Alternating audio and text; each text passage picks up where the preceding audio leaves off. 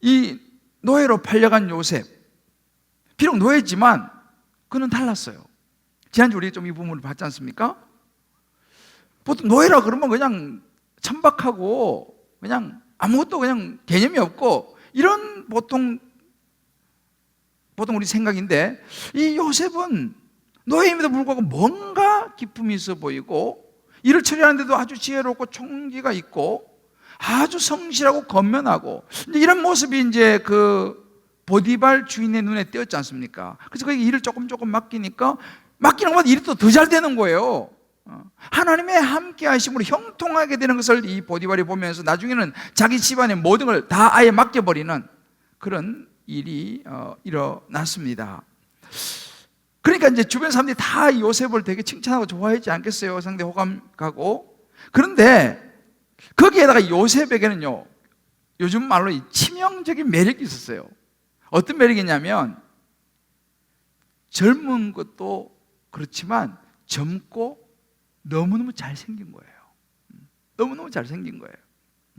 물론 이제 이 엄마 라헬이 아마 굉장히 미인이었던 걸 우리는 이제 성경에서 보는데, 그 아들이라서 그런지 요즘으로 치면 이 꽃미남들 있잖아요. 뭐 현빈, 또 뭐 어떤 분은 뭐 도경수를 뭐 좋아한다. 도경수, 뭐 송중기, 뭐 많잖아요. 뭐 이런 저런 잘생긴 사람들. 이제 그 정도 이제 말하자면 꽃미남인 거죠. 성경이요 이렇게 기록합니다. 요셉은 용모가 빼어나고 아름다웠더라. 성경이 이 정도 기록할 정도면 뭐 굉장한 부분이겠죠. 이런 정말 뭔가 있어 보이는, 달라 보이는 이 요셉, 거기다가 젊고 잘생긴 이 부분에 보디발의 부인, 이 여주인이 요즘 말로 이 멘탈이 나간 거예요. 이제 정신을 못 차리는 거예요. 여러분 가만히 보세요. 우리가 살아가면서 일단 유혹이라든지 시험이 오는 걸 가만히 보면요, 우리의 약한 부분도 있지만은 사단은 때로 우리의 장점을 역이용해 가지고 우리를 넘어뜨리기도 해요. 이런 거죠. 예를 들면 돈을 잘 버는 사람들은요, 돈 벌다가 유혹에 넘어가는 경우가 있어요. 운동을 잘하는 사람들은요, 운동하다가 유혹에 넘어가는 수가 있어요. 또 이 외모가 아주 정말 출중한 사람들은 그 외모에 넘어가는 경우가 있다는 사실이에요. 물론 뭐 반대도 그렇죠. 또 돈이 너무 없는 사람은 또 이 돈 때문에 또 유혹과 시험이 들기도 하고, 또 몸이 약한 분들은 또 그 약한 것 때문에, 또 이 외모에 어떤 컴플렉스 있는 분들은 또 그런 것 때문에 또 유혹에 넘어가기도 하고 또 시험이 들기도 하고. 그 요셉으로 보면 요셉은 이 잘생긴 게, 이 잘생긴 이 매력이 이제 또 하나의 이제 유혹거리가 되었죠. 저는 여러분은 어떤지 모르겠습니다. 물론 어떤 목사님이 저보고 그러더라고요. 목사님은 그런 거 신경 안 쓰던데. 여러분들 잘생기고 예쁘신 분들은 조심하셔야 됩니다. 이 보디발 분이 지금 정신을 못 차리는 거예요. 그러면서 7절에 보게 되면 이제 대놓고 대시를 합니다. 그 후에 그 주인의 아내가 요셉에게 눈짓하다가 이제 눈짓합니다. 그러다가 이제 노골적으로 동침하기를 청합니다. 여기서 동침하기를 청한다라고 하는 이 원래의 의미를 살펴보면요, 두 가지의 그 의미를 가진데, 하나는 노골적으로 욕정을 드러내는 거예요. 또 하나는 아주 단호한 명령적 어투입니다. 넌 노예잖아, 이리 와, 자자, 이런 분위기예요. 주인이니까 뭐 노예는 소모품이니까 명령하는 거죠. 너 이리 와, 뭐 이런 분위기. 지금 이제 이렇게 이 그 보디발의 아내가 정말 이 요셉을 보고 정신을 못 차리는 그런 이 장면이에요. 아마 요즘 이제 이 핫한 뭐 드라마, 뭐 영화, 뭐 이런 한 장면 같은 대목이 있죠. 보통 이 대목에서 여러분 드라마 좀 보신 분들은 아실 텐데, 이 주인공이 흔들려 줘야지, 여기서 이제 이게 이제 드라마가 이제 흥미가 진진해지지 않습니까? 그죠? 여기서 이제 남자가 흘려줘야 되는 거예요. 그런데 이 대목에서 요셉이 조금도 안 흔들리는 거예요. 이것도 반전이에요. 안 흔들려요. 그리고 이제 심지어 이렇게 분명히 말합니다. 주인님이 제게 모든 것을 이 집에 다 관할하라고 했지만 우리 주인 마님은 허락하지 않았습니다 라고 딱 이야기를 하는 거예요. 그러면서 이 보디발에 대한 충성과 이 신뢰의 마음을 분명하게 이야기를 딱 합니다. 근데 여러분 당시 문화를 보면요, 노예 사회에서 이 성적인 부분은요 개념이 없다고 보시면 돼요. 뭐 주인이 뭐 시키면 시킨 대로 하는 거고, 또 노예들은 그 어떤 성적인 관념이 거의 없었던 문화였습니다, 당시는요. 그러니 사실은 그런 상황에서 요셉이 이렇게 이야기한다는 건 굉장히 반전입니다. 그러면서 이제 또 한마디 하는 거예요. 내가 어찌 이 큰 악을 행하여 하나님께 죄를 지으리까? 이 또 뭔 뜬금없는 소리입니까? 그러니까 이런 예를 들어서 요즘 사람들 드라마에서 이런 이야기, 이런 대사가 나오면요, 뭔 또 뜬금없는 소리야? 이상한 소리 하고 있는데 뭐 하나님 무슨 하나님이야? 뭐 이렇게 이제 시청자들은 느낄 수 있겠지만은 사실 이 한마디는 굉장히 중요한 대사였어요. 이렇게 이제 딱 이야기를 하는 거예요. 딱 이 대목 되면 이제 일반 드라마에서는 다음 주 계속하고 이렇게 끝내잖아요, 그죠? 한 주기 또 기다려야 되는 거야. 뭐 그렇잖아요. 근데 보디발 부인은요 여기에서 포기하지 않습니다. 오늘 10절을 보게 되면요, 여인이 날마다 요셉에게 청하였으나, 날마다 요셉에게 이제 청합니다. 같이 자자, 너 이리 와 막 하면서 강압적으로 하기도 하고. 근데 요셉이 안 듣는 거예요. 더군다나 이제는 아예 같이 있지도 않습니다. 여러분, 죄는요, 이 사단의 유혹은요 반복적이에요. 한번 이렇게 건드렸다가 아니면 말고 이러지 않습니다. 반복적으로 날마다 계속적으로 우리를 유혹하는 것이 이 죄의 특징이에요. 그래서 우리 베드로전서 5장 8절에 보게 되면요, 너희 대적 마귀가 우는 사자같이 다니며 삼킬 자를 찾나 그랬어요. 이것이 사단 이 유혹의 특징입니다. 이제 함께 있지도 않은 거예요, 요셉은요. 그러던 어느 날 요셉이 이제 일을 보다가 집에 들어갔는데 마침 그 집에 아무도 없는 거예요. 다른 하인들도 뭐 다 일하러 갔는지 아무도 없고, 보니까 우연히 딱 단둘이만 딱 있게 된 겁니다. 드디어 기회가 온 거예요. 이 보디발 부인이 요셉 너 이리 와. 그리고 아예 그냥 이제는 마음을 작심을 하고 달려드는 거죠. 그리고 붙잡습니다. 옷을 막 붙잡는 거예요. 요셉이가 어떻게 합니까? 분위기 파악이 되지 않습니까? 그러니까 그 잡은 옷을 뿌리 씻어놓고 옷을 벗어놓고 도망을 갑니다. 자, 이 시츄에이션이 지금 여러분 상상이 되세요? 이 보디발 부인 입장에서는 이 참 체면이 말이 아닌 거예요. 꼴이 우습게 된 거예요 지금. 그것도 노예한테 말이죠. 얼마나 자존심 상하고 수치스럽고. 이제 뭐 마음이 많이 상해버렸죠. 그래서 그런 말 있지 않습니까? 애정이 깊어지면 이 정오가 깊어진다고. 주변에 집안에 있는 사람 다 불러 모아가지고 거짓말을 합니다. 이 요셉이 노예가 말이에요, 나를 겁탈하려고 이렇게 왔다, 내가 소리치니까 옷 벗어두고 도망갔다고. 여기 옷 보라고. 좀 황당한 거짓말로 누명을 뒤집어 씌우죠. 그러니 어떡합니까? 이제 이 일이 남편한테 전해질 걸 생각하니까 이제 남편 퇴근할 시간 기다리는 거예요. 남편 보디발이 퇴근해서 왔습니다. 말 이야기합니다. 그냥 모션을 쓰면서 말이지, 당신이 사온 그 노예, 히브리 종 노예가 나를 겁탈하려고 이렇게 해서 내가 소리치니까 이 옷 벗어두고 나갔다고, 도망갔다고. 기가 막힌 거짓말 하죠. 오늘 우리가 본 장면 여기까지예요. 이제 다음 주에 나옵니다만, 그래서 그 보디발이 요셉을 갖다가 감옥에 넣어버리죠. 자, 여기서 상황이 종료되고 드라마가 끝난다면 그 드라마 누가 좀 뭐 보겠어요? 에이 뭐야 이거 시시하네. 이러면 이제 흥행 실패하는 거예요, 그죠? 근데 여기에서 요셉이 막 고민을 하고 막 갈등하면서 막 거부하다가 여주인의 청을 마지 못해서 받아들이면서 두 사람 사이가 전개되면 어떻게 돼요? 시청률이 막 올라가겠죠. 드라마를 전혀 안 보시는 모양이네. 안 그렇습니까? 세상 사람 작가들은 그렇게 쓸 가능성이 많죠. 아마 드라마 좀 보신 분들은 아실 거예요. 그 주인공 요셉이 막 이제 우리 생각해 볼 수 있잖아요. 주인공 요셉이 막 고민하면서 야, 이거 사랑이냐, 이거 운명이냐? 내가 이게 노예인데 뭐 주인 말 들어야지. 난 아무리 싫지만 주인이 나보고 하라 그러는데 난 어쩔 수 없잖아. 이거 뭐 종의 의무잖아. 뭐 이런 식으로 이제 자기 이제 막 생각하고 또 마음 한 구석에는 에이, 어차피 뭐 내가 뭐 나도 젊고 주인 마님도 뭐 예쁘고 하니까 그냥 아유 뭐 못 이긴 척하고 그냥 갈까 뭐 나도 좀 즐기지 뭐 이런 마음이 또 한 구석에 있을 수도 있어요. 자, 만약에 그렇게 요셉이 생각을 했다고 하면 어떻게 됐을까요? 누가 그 요셉을 향해서 요즘 시대 같은 막 욕할 사람이 얼마나 있을까요? 왜요? 주인이 시키는 건데, 지금 노예인데, 노예는 상품인데요. 그러고 뭐 적당하게 그냥 못 이긴 척하고 그냥 좀 즐기고,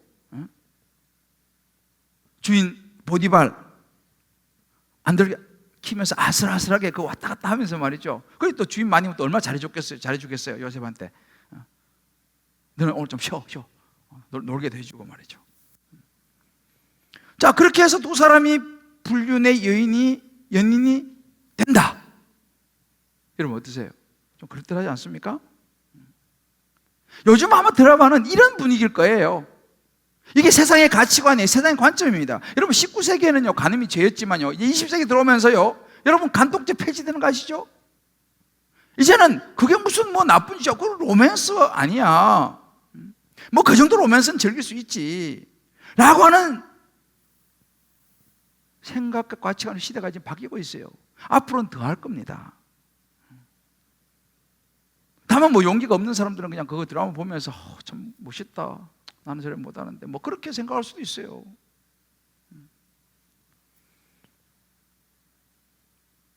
여러분, 그렇다면 성경은 뭐라고 이야기하겠습니까?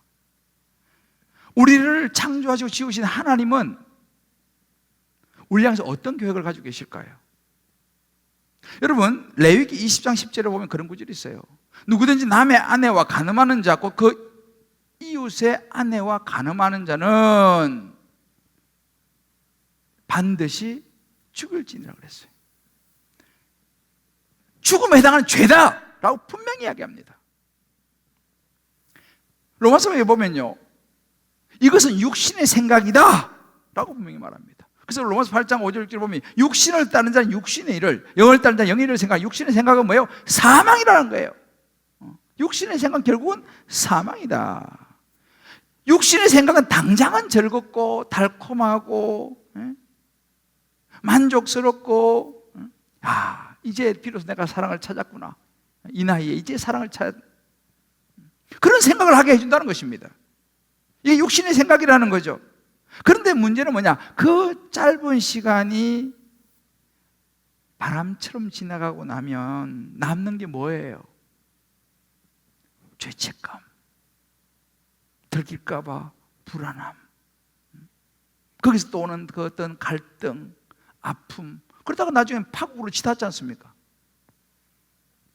죄의 흔적으로 남는 거죠. 그것도 사랑이라는 이름으로. 이런 거 아닙니까? 요즘 대부분 다. 저는 이 말씀을 오랫동안 묵상하면서 많은 내가 상상도 해보고 한번 생각을 해봤어요. 예로 요셉이 만약 그 주인 마님의 요구를 받아들여서 동침을 하고 주인 보디발 몰래 연인이 되었다고 칩시다. 어땠을까요? 순간순간은 좋았을지 몰라요. 그죠? 근데 그거 얼마나 갈까요? 아마 늘 불안했을 거예요. 이러다가 주인 보디발한테 걸리면 살아남지 못하잖아요. 또 그런 분위기를 꼬르도 길면 밟힌다고 다른 하인들이 눈치를 못 채겠습니까? 또 주인 보디발이 퇴근해서 오면 눈 제대로 쳐다볼 수는 있겠어요? 근데 그런 분위기로 흘러가겠죠. 여러분 이것이 죄입니다. 창세기 4장 7절에 보게 되면 이런 구절이 있어요. 죄가 문에 엎드려 있느니라 이렇게 했어요. 문 앞에 죄가 엎드려 있어요. 죄가 너를 원하나, 죄는 우리를 유혹하기 원합니다. 죄가 우리를 원합니다. 그럼 너는 죄를 다스릴지니라 라고 얘기합니다. 여러분 설사 두 사람이 그렇게 해서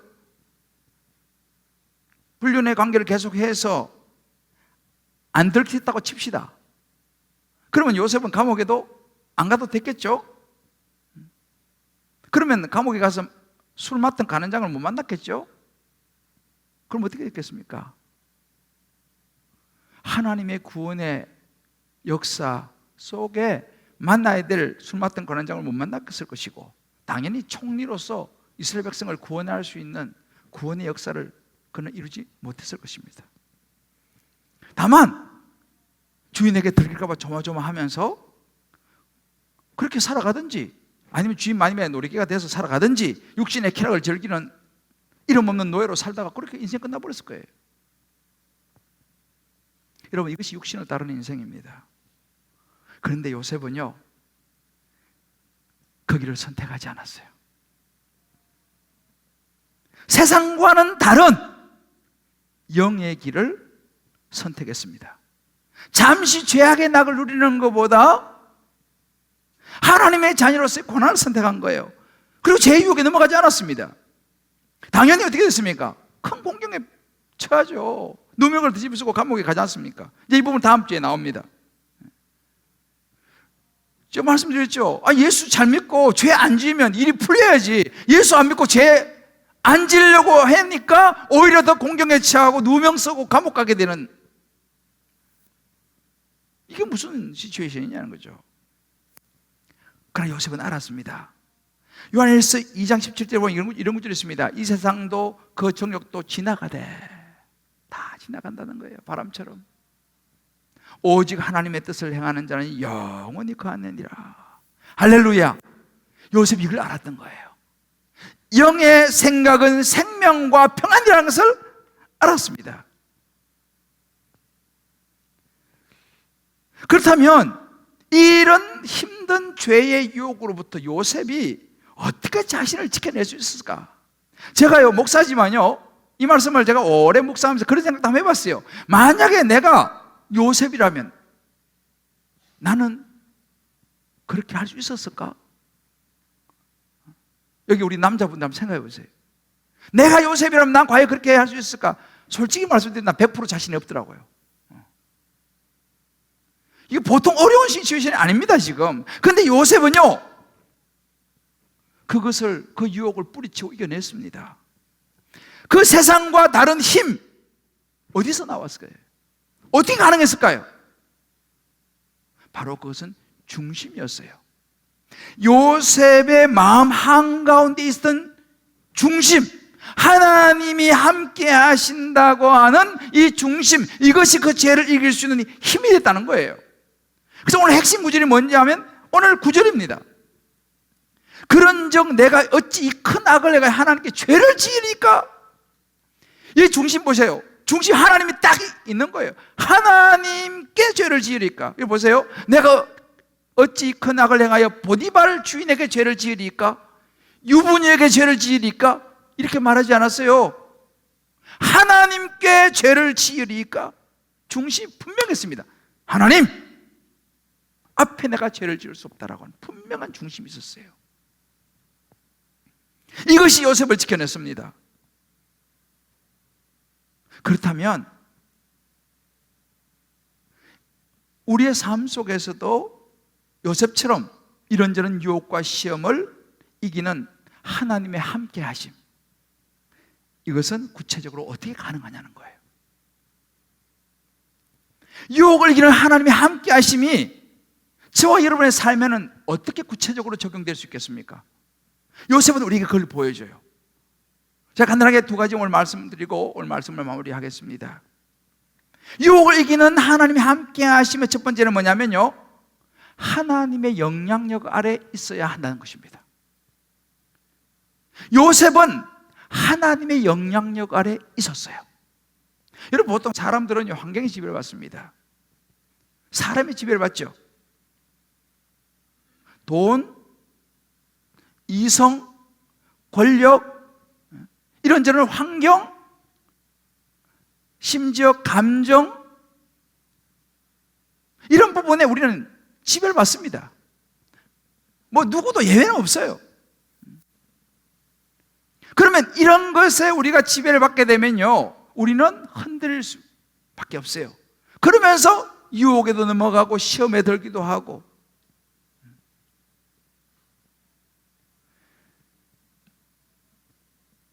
요셉이 그런 것에 흔들리지 않을 수 있었던 이유는 뭐냐? 그런 영향을 받는 것이 아니라 보디발 부인의 영향을 받는 것이 아니에요. 그는 물론 노예이기 때문에 보디발 주인의 소유입니다. 시킨 대로 해야 돼요. 그러나 그의 마음 중심은요, 그 보디발 여주인의 영향력 아래 있지 않았다는 사실이에요. 그 사람이라고 하는 그 영향력 아래 있지 않았다는 사실입니다. 하나님의 영향력 안에 있어요. 그래서 이렇게 말해요. 내가 이 큰 악을 행하여 어찌 하나님께 내가 죄를 지으리까? 무슨 말입니까? 하나님의 영향력 안에 있는 모습입니다. 사람의 영향력이 아니에요, 지금요. 달콤한 이성적인 유혹, 영향력 아래 있지 않았습니다. 물론 요셉 입장에서 보면 그렇게 말할 수 있어요. 부모 탓하면서 우리 부모가 나를 편해가지고 형들한테 미움받게 하고, 형들이 나를 팔아버려가지고 내가 노예로 이렇게 팔려왔는데 내 인생이 다 그렇지 뭐. 그냥 내가 노예인데 뭐 내가 뭐 잘났다고 뭐 내가 뭐 뻗댕기겠어. 이왕 버리면 그냥 이렇게 그냥 살자 라고 생각할 수 있었어요. 그러면서 죄의 영향력 아래 그것도 살 수 있었습니다. 그래서 살았다. 그렇게 죄의 영향력 아래 살았으면 그의 인생은 그렇게 살다 그냥 그렇게 끝났을 거예요. 여러분들 가끔씩 우리 그 속담이 안 좋은 것도 있어요. 물론 뉘앙스에 따라 좀 다릅니다만 송충이는 솔잎을 먹어야지 이 말 있잖아요. 이 말이 물론 좋게 쓰면 참 좋지만 이 말은 어찌 보면 영적으로 보면 별로 그렇게 썩 좋은 건 아니에요. 우리 이런 말은 에이 그냥 평소 하던 대로 해. 너 이상해졌어. 그냥 놀던 대로 놀아. 네가 인생이 그렇지 뭐 네가 지금까지 살아왔는데 뭘 이상하게 또 다르게 살려고 그래. 너는 안 된다니까. 이런 속삭임들이에요. 네 출신이 그렇잖아. 너는 안 돼. 여러분 이런 부정적인 생각과 마음 이런 것들 있잖아요. 이거 다 사단이 주는 생각이에요. 이거 분별해야 됩니다. 사단은 우리를 그렇게 해서 넘어뜨리는 거예요. 네가 뭐 거기까지지 뭐 네가 얼마나 뭐 저기 한다고 그래. 그리고 우리 넘어뜨리는 거예요. 자꾸만 세상과 비교하면서요 우리를 사람의 영향력 아래, 돈의 영향력 아래 자꾸 우리를 엮어가지고 우리를 무너뜨리려고 그래요. 요셉은요 거기에 자기가 넘어가지 않았어요. 그는 하나님의 영향력 아래 자기 자신을 두었습니다. 제가 아는 한 목사님이 있어요. 이분 한때 조폭이었어요. 조폭. 여러분 조폭은요 조폭에서 나오려 그러면은 뭐 거의 뭐 하여튼 죽도록 맞든지 하여튼 거의 뭐 불구 가까이 돼야지 나올 수 있다고 그래요. 이 조폭에 있다가 이 목사님이 예수 믿고 하나님 만난 거예요. 그래서 정말 마음 작심을 하고 거의 죽다시피 맞고 이제 나왔어요. 나와가지고 어디 가면 신학교로 갔어. 신학교로 가가지고 신학을 하고 목사가 됐어요. 그리고 지금 선교사로 나가갖고 아주 멋있게 사역을 잘하고 있는 목사님을 제가 알고 있습니다. 만약 그 목사님이 에이구 뭐 내가 조폭 출신인데 내가 뭘 하겠어 그냥 이렇게 살지 뭐 라고 어떤 죄의 영향력 안에 자기를 체험하고 그냥 체념하고 살았으면요 지금도 아마 그러고 살 수 있을 거예요.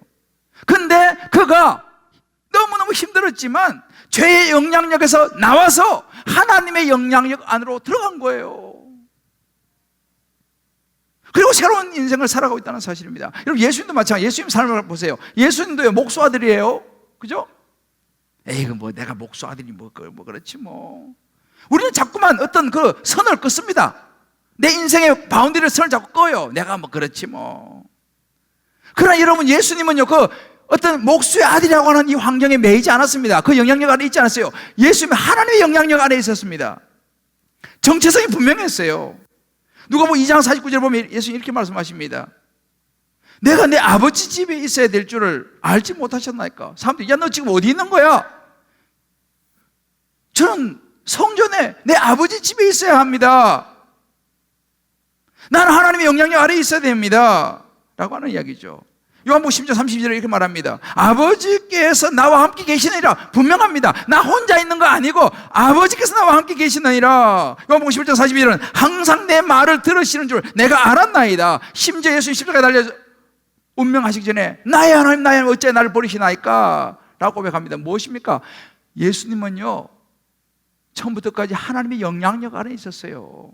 분명했습니다, 이것이. 그 많은 시험과 고난과 십자가의 모든 것을 어떻게 이겨냈습니까? 하나님의 영향력 안에 있었기 때문에.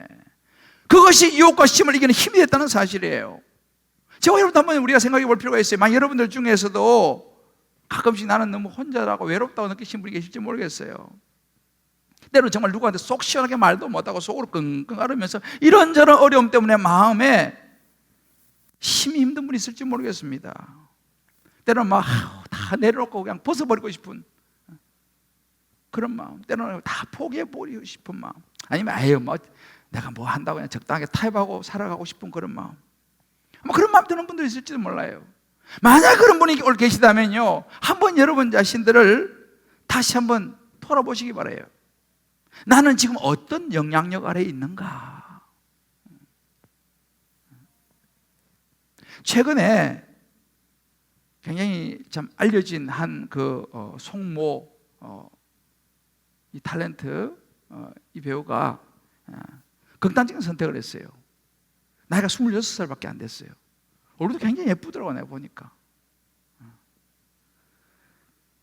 이분이 얼굴도 예쁘니까 유명 브랜드의 모델도 하고요, TV에도 여러 이 드라마 같은 데도 나온 분이에요. 근데 그 기사를 쭉 읽어보니까 이분이 스타로서의 그 너무 외롭고 쓸쓸하고 또 성공에 대한 압박이 엄청 컸고, 그러면서 이제 막 생활과도 좀 뭐 왔다 그래요. 그러면서 이제 불안증이 또 우울증, 공황장애 막 이런 것이 겹치니까 결국 스스로 삶을 포기했다, 그런 그 기사였습니다. 제가 그걸 보면서 참 너무 마음이 안타까웠어요. 정말 젊고 정말 예쁜 피해야 될 그런 나이인데 말이죠. 그래서 그런 생각했어요. 이분이 세상의 영향력 아래 있었구나. 사람들의 인기, 사람들의 어떤 인정받는 거, 세상 사람들이 보는 어떤 그런 거 비교했을 때 상대적으로 여러 가지 어려운 것들, 그 세상의 영향력 안에 있다 보니까 그 스트레스를 이겨내지를 못한 거예요. 한편으로는 너무 마음이 안타까워요. 마음이 참 여리고 착한 사람이었을 거예요, 분명히 이분은. 사람의 영향력 아래, 세상의 영향력 아래 있으니까 만약에 이분이 하나님의 영향력 아래 있었다면 어떻게 됐을까라는 거예요. 하나님의 영향력 아래 있었으면 세상에요, TV 한 번도 못 나온 사람들이 수천 수만 명이 돼요. 모델로 발탁도 한 번 못 해본 사람이 수천 수만 명이 되는데, 그래도 이 사람은 자기도 많이 그래도 이루었잖아요. 그런데 세상에 이 영향력 아래 있으니까 끊임이 비교하고 결국은 이겨내지는 못한 거죠. 요즘 우리 여러분 알다시피 코로나 블루, 이 우울, 거기서 코로나 레드로 갔더라고요. 분노, 그 다음에 코로나 블랙, 절망. 이게 우리 요즘 시대예요. 요즘 이 우울증도 많고, 뭐 그냥 직장이 직장대로, 학생들은 학생대로, 뭐 진로 여러, 정말 쉽지 않은 시대입니다. 이런저런 삶에 있어서 뭐 안 풀리는 이런 저런 일들 때문에 참 많은 분들이 힘들어요. 여러분 어떻게 이걸 이겨낼 수 있어요? 어떻게 이 스트레스를 이겨낼 수 있습니까? 그래서 우리는요, 하나님의 영향력을 미치는 공동체가 필요한 거예요. 하나님의 말씀에 영향이 흘러가는 공동체가 그래서 필요한 거예요. 그래서 말씀 공동체가, 그래서 교회 공동체가, 그래서 다락방 공동체가 정말 필요한 것입니다. 이게 복이라니까요. 아마 이제 곧 다락방 이제 우리 순장반 이제 개강을 합니다. 아마 제가 모르긴 해도 여러분들 방학 동안 물론 좀 쉬는 건 좋았겠지만은 영적으로 많이 세상의 영향력 안으로 여러분 들어갔을 가능성이 아주 커요. 왜? 다락방도 안 하고 뭐 특별한 게 없었으니까. 그럼 우리 마음이 어떻게 세상의 영향력, 사람의 영향력 속으로 들어갈 수밖에 없는, 우리 그렇게 약한 존재거든요. 그래서 저는요, 다시 이제 우리 모든 순장님들, 모든 성도들이 이번 이제 순장반 개강하고 다락방 개강하면서 하나님의 영향력 안으로 다 들어올 수 있게 되기를 주의 이름으로 축복합니다. 한번 여러분 적용을 해보세요. 나의 삶은 지금 어떤 영향력 아래 있는가? 돈인가? 주변 사람들의 인정인가? 아니면 사회적인 지위와 학벌인가? 아니면 요즘 코로나 상황에 맥을 못 추는가? 아니면 정말 내가 하나님의 영향력 안에 있는가? 그래서 여러분들이 다락방으로 아직 안 들어가신 분 있으시면요, 다 다락방 신청해서 들어가시길 바래요. 왜? 하나님의 영향력 안에 있어야 되거든요. 아니면 세상의 영향력에서 밖에 살아갈 수가 없어요.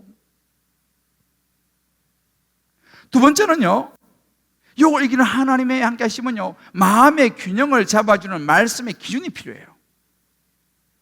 요즘은 기준이 없는 시대잖아요. 현대는 흔들리는 시대예요. 제가 말씀드렸죠. 19세기는 간음이 죄였지만 지금은 이제 간음이 이제 로맨스로 바뀌는 그런 시대였다니까요. 기준이 이제 희미해져 버렸어요. 요셉 얼마든지 헷갈릴 수 있죠. 요셉 중심이셨습니다. 뭐예요? 내가 어찌 큰 악을 행하여 하나님께 죄를 지으리까? 기준이 분명했습니다. 하나님께 죄를 지어서는 안 된다는 거예요. 죄에 대한 분명한 말씀의 기준이 있었습니다. 이것이 요셉을 붙잡은 거예요. 말씀의 기준이 얼마나 중요한지 여러분 아세요? 여러분 예수님 아시죠?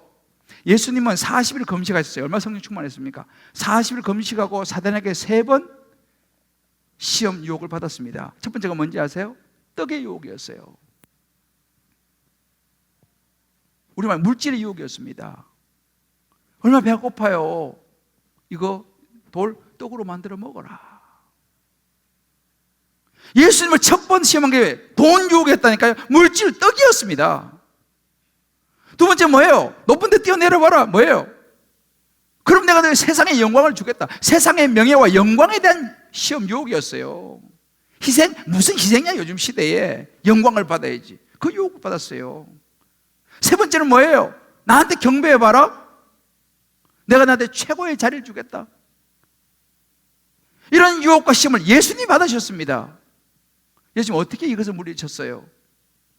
얼마나 힘드셔서 육신을 입고 있으니까. 딱 답은 하나였습니다.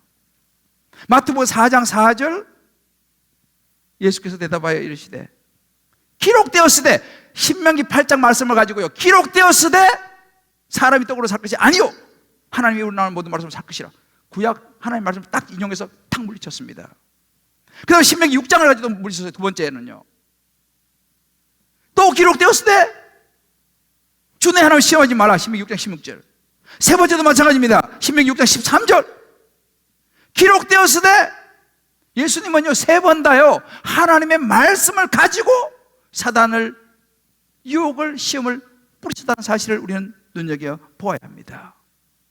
한번 우리 생각해 보세요. 나는 요즘 살아가면서 내 선택의 중심과 기준이 무엇인가? 물질로 흔들리고, 세상의 영광으로 흔들리고, 명예로 흔들리고, 영적인 것들로 흔들릴 때 나는 뭘로 중심을 잡는가? 세상의 가치관인가? 하나님 말씀인가? 내 안에 유혹이 문을 두드릴 때, 이런저런 시험거리가 내게 다가올 때 나는 나를 잡아줄 말씀이 내 안에 있는가? 하나님의 말씀이 나를 붙드는가? 아니면 사람, 주변의 사람들, 내 안에 어떤 감정, 경험, 세상적인 분위기가 나를 좌우하는가? 아니면 나를 위해서 십자가에 죽으시고 부활하신 예수 그리스도의 십자가의 은혜가 내 삶의 선택의 기준이 되는가? 여러분, 말씀의 기준을 가지고 설사 그 말씀의 기준을 따라가는 것이 내게 불이익이 되고 고난이 되고 어려움이 되고 남들의 시선이 따가울지라도 여러분, 하나님의 말씀의 기준을 선택할 수 있을까요? 그러면 이런 하나님의 말씀의 기준이 어떻게 우리가 가질 수 있습니까? 말씀의 기준은요 저절로 생기는 거 아닙니다. 그래서 우리에게 필요한 건 뭐냐? 양육이 필요한 거예요. 그래서 훈련이 필요한 거예요. 아까 우리 간증 나왔지 않습니까? 교회 와가지고 성령 인도를 받으면서 제자 훈련, 사역 훈련 받으면서 그의 삶의 기준이 딱 생겨버린 거예요. 그것이 너무너무 좋아서 추천하지 않습니까? 바로 그거죠. 저는 여러분들이 있지 않습니까? 이 말씀의 기준은 그냥 생기는 게 아닙니다. 그래서 여러분들이 이 험한 세상에서 내가 흔들리지 않고 균형을 잡으려면요, 사가족 모임, 성리반, 제자훈련, 사역훈련 여러분들이 받으셔야 돼요. 아이, 목사님 저는 그 안에 또 잘할 수 있어요. 과연 그럴까요? 하나님 말씀이 없이는 장사가 없어요. 목사 아무것도 아니에요. 말씀이 있어야 돼요. 근데 부끄럽지만 훈련받고 양육받았다고 보면 안 흔들리느냐? 목사가 됐다고 안 흔들리느냐? 그렇지 않아요. 우리 알아요. 목사가 되고 훈련 다 받아서 내가 지금 벌써 뭐 모든 걸 다 끝냈어도 우리는 완전하지 않은 존재입니다. 다만 정답은 알죠. 우리는 정답은. 여러분 아셔야 돼요. 우리는요, 정답을 안다고 바뀌는 존재가 아니에요. 목사 정답을 다 알고 있어요. 정답을 안다고 바뀌는 존재가 아닙니다. 더 중요한 것은 뭐냐? 그 정답을 내가 붙잡는 게 관건이에요. 정답을 따라 살아가는 것이 관건이라니까요. 사랑하는 성도 여러분, 요셉이 유혹을 이기는 힘은 하나님과 동행, 하나님과 함께 하심이었어요. 이제 오늘 여러분 우리 말씀을 통해서 답을 알았어요. 하나님의 영향력 안에 있어야 되는구나. 말씀의 기준이 필요하구나. 이제 우리 알았어요. 아니 어찌 보면 여러분들 이미 많은 분들이 이미 다 알고 있었을지도 몰라요. 뭐 내가 다 아는 이야기죠. 문제는 뭔지 아세요? 내가 그 답, 내가 알고 있는 답, 오늘 다시 한번 알게 된 이 답과 마주할 용기가 있느냐, 이게 중요한 거예요. 내가 마주할 용기가 있느냐. 더 나아가서 그 정답을 겸허하게 인정하고 실천할 의지가 있느냐, 이게 중요한 거예요. 요셉은 이거 했어요. 요셉은 정답을 알고만 있지 않았어요. 너무 힘들었지만 보디발 부인의 손길을 뿌리쳤잖아요. 뿌리쳤어요. 이건 액션이에요. 답을 알고만 있는 거 중요하지만 그 다음 단계 나가야 돼요.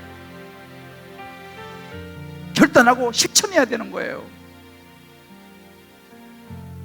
저와 여러분 2021년도 우리 한번 이제 우리가 아는 거 한번 실천해 봅시다. 아멘. 그동안 몰랐다면 오늘 이제 알았잖아요. 2021년도 비록 코로나 상황이 여러 가지 어렵지만 우리 하나님 앞에 한번 결단해 봅시다. 하나님, 나 이제 올 한 해 하나님의 영향력 안에 내가 살아가겠습니다. 아멘. 할렐루야. 아멘. 내가 이제 올 한 해 말씀 공동체 속으로, 달방 속으로 들어가겠습니다. 아멘. 뭐 성가시고 뭐 이런 거 이렇게 다 있겠지만은 중요한 것은 말씀의 영향력 안에 있어야 되는 거 아니겠어요? 아멘. 그래서 여러분들 다 달방 들어가는 결단을 해보시길 바래요. 사가족 모임, 성리반, 제자훈련, 사역훈련 결단을 해보시기 바랍니다. 아멘. 답을 아는 것에 그치면 안 돼요. 결단하고 실천에 옮겨야 되는 거예요. 할렐루야. 아멘. 말씀의 그 기준을 내가 붙잡아야 되는 거예요. 아멘. 우리 한번 좌우 분들 이렇게 한번 서로 축복합시다. 올 한 해 하나님의 영향력 안으로 들어가 봅시다. 올 한 해 하나님의 영향력 안으로 들어가 봅시다. 말씀의 기준을 붙잡아 봅시다. 말씀의 기준을 붙잡아 봅시다. 달방 다 들어갑시다. 아멘. 달방 다 들어가셔야 돼요, 여러분들. 아멘. 그래야지 이겨낼 수 있어요. 아멘. 그래야지 지켜낼 수 있다니까요. 아멘.